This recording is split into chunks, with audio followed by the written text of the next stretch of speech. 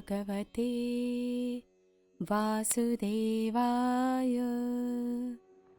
32वां अध्याय धूम मार्ग और अर्चिरादि मार्ग से जाने वालों की गति का और भक्ति योग की उत्कृष्टता का वर्णन।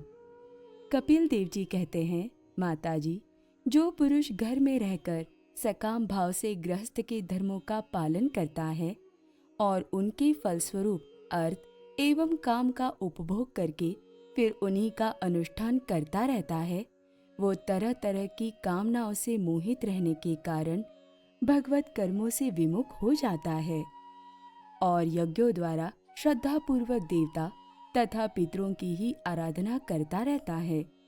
उसकी बुद्धि उसी प्रकार की श्रद्धा से युक्त रहती है।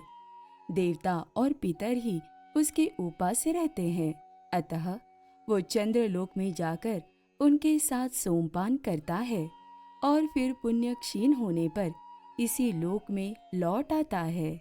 जिस समय प्रलय काल में शेषशायी भगवान शेष शैया पर शयन करते हैं, उस समय सकाम गृहस्थाश्रमियों को प्राप्त होने वाले ये सब लोग भी लीन हो जाते हैं।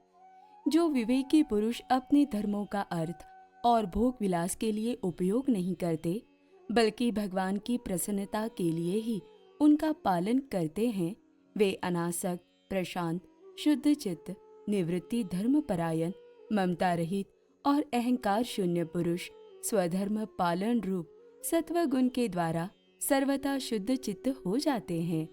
वे अंत में सूर्य मार्ग, अर्ची मार्ग या देवयान के द्वारा सर्वव्यापी पूर्ण पुरुष श्री हरि को ही प्राप्त होते हैं, जो कार्य कारण रूप जगत के नियंता, संसार के उपादान कारण और उसकी उत्पत्ति, पालन एवं संहार करने वाले हैं।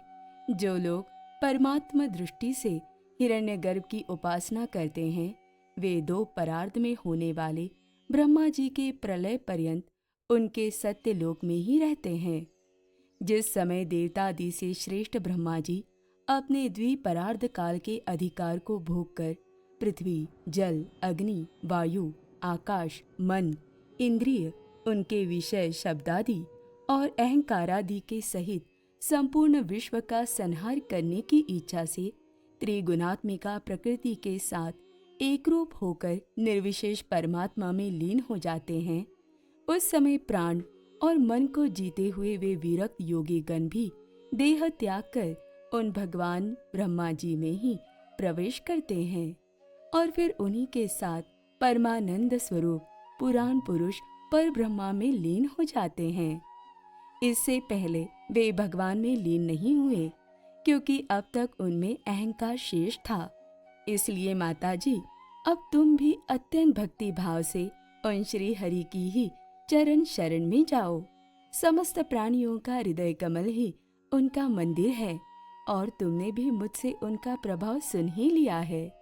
वेद गर्भ ब्रह्मा जी भी, जो समस्त स्थावर जंगम प्राणियों के आदि कारण हैं, मरीचि आदि ऋषियों, योगेश्वरों, सनकादिकों तथा योग प्रवर्तक सिद्धों के सहित निष्काम कर्म के द्वारा आदि पुरुष श्रेष्ठ सगुण ब्रह्मा को प्राप्त होकर भी भेद दृष्टि और कर्तृत्वाभिमान के कारण भगवद इच्छा से जब सर्ग काल उपस्थित होता है, तब काल रूप ईश्वर की प्रेरणा से गुणों में शोभ होने पर फिर पूर्ववत प्रकट हो जाते हैं। इसी प्रकार पूर्वोक्त ऋषिगण भी अपने अपने कर्मानुसार ब्रह्मलोक के ऐश्वर्य को भोग कर भगवद इच्छा से गुणों में क्षोभ होने पर पुनः इस लोक में आ जाते हैं। जिनका चित्त इस लोक में आसक्त है और जो कर्मों में श्रद्धा रखते हैं, वे वेद में कहे हुए काम्य और नित्य कर्मों का सांगोपांग अनुष्ठान करने में ही लगे रहते हैं। उनकी बुद्धि रजोगुण की अधिकता के कारण कुंठित रहती है। हृदय में कामनाओं का जाल फैला रहता है और इंद्रियां उनके वश में नहीं होती। बस अपने घरों में ही आसक्त होकर वे नित्य प्रति पितरों की पूजा में लगे रहते हैं। ये लोग अर्थ, धर्म और काम के ही परायण होते हैं। इसलिए जिनके महान पराक्रम अत्यंत कीर्तनीय हैं, उन भव भयहारी श्री मधुसूदन भगवान की कथा वार्ताओं से तो ये विमुख ही रहते हैं। हाय, विष्टा भोजी कुकर सुकर आदि जीवों के विष्टा चाहने के समान जो मनुष्य भगवत कथा मृत को छोड़कर निंदित विषय वार्ताओं को सुनते हैं, वे तो अवश्य ही विधाता के मारे हुए हैं। उनका बड़ा ही मंद भाग्य है। गर्भाधान से लेकर अंत्येष्टि तक सब संस्कारों को विधि पूर्वक करने वाले ये सकाम कर्मी सूर्य से दक्षिण ओर के पितृयान या धूम मार्ग से पितृश्वर अर्यमा के लोक में जाते हैं और फिर अपनी ही संतति के वश में उत्पन्न होते हैं। माताजी, पितृलोक के भोग भोग लेने पर जब उनके पुण्य क्षीण हो जाते हैं, तब देवता लोग उन्हें वहां के ऐश्वर्य से च्युत कर देते हैं और फिर उन्हें विवश होकर तुरंत ही इस लोक में गिरना पड़ता है। इसलिए माताजी, जिनके चरण कमल सदा भजने योग्य है, उन भगवान का तुम उन्हीं के गुणों के आश्रय लेने वाली भक्ति के द्वारा सब प्रकार से मन, वाणी और शरीर से भजन करो। भगवान वासुदेव के प्रति किया हुआ भक्ति योग तुरंत ही संसार से वैराग्य और ब्रह्म साक्षात्कार रूप ज्ञान की प्राप्ति करा देता है। वस्तुतः सभी विषय भगवत रूप होने के कारण समान हैं।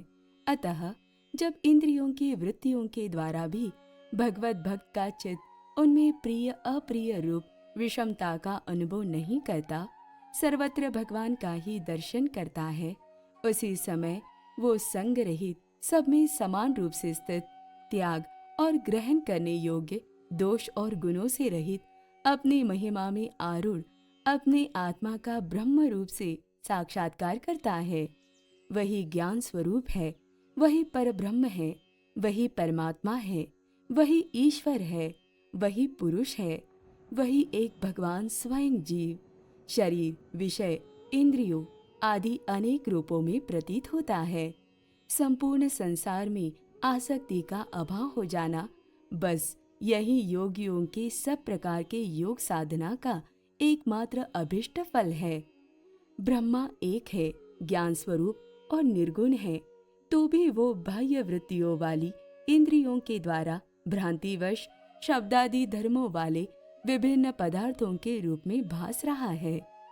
जिस प्रकार एक ही परब्रह्म महतत्व, वैकारिक, राजस और तामस, तीन प्रकार का अहंकार, पंच महाभूत एवं 11 इंद्रिय रूप बन गया और फिर वही स्वयं प्रकाश इनके संयोग से जीव कहलाया, उसी प्रकार उस जीव का शरीर रूप ये ब्रह्मांड भी वस्तुतः ब्रह्मा ही है, क्योंकि ब्रह्मा से ही इसकी उत्पत्ति हुई है।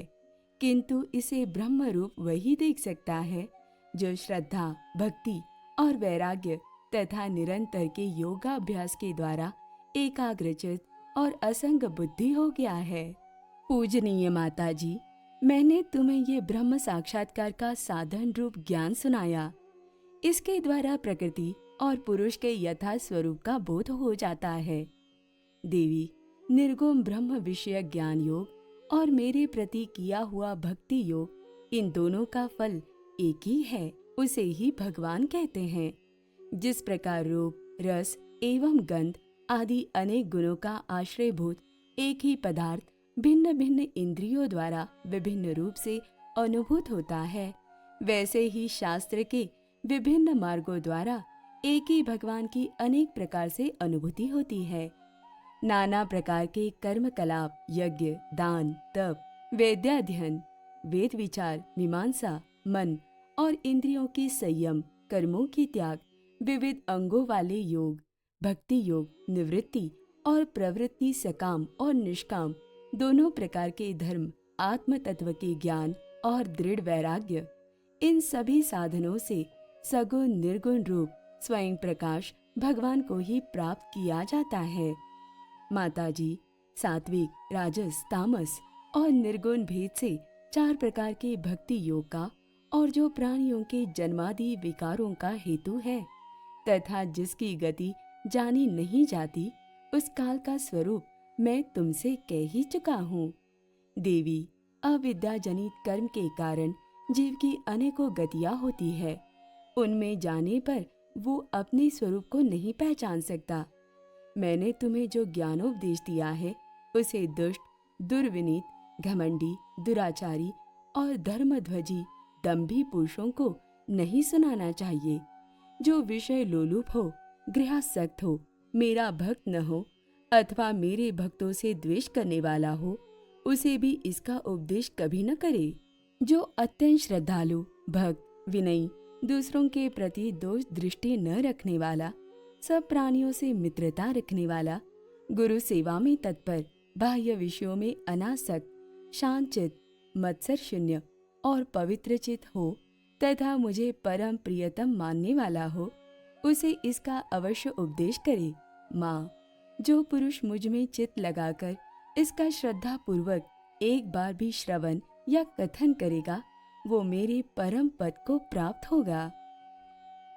ओम नमो भगवते वासुदेवाय।